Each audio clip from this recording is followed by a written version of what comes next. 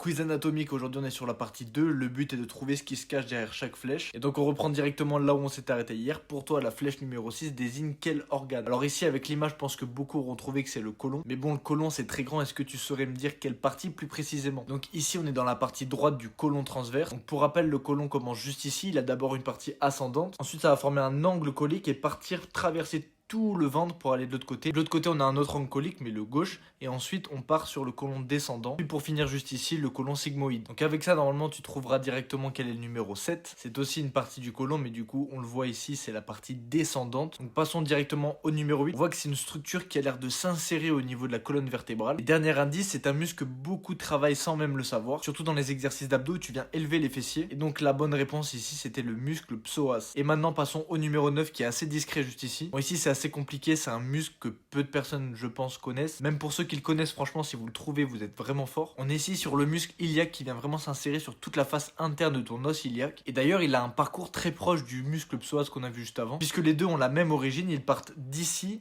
donc là ils partent, hop, ils passent en dessous.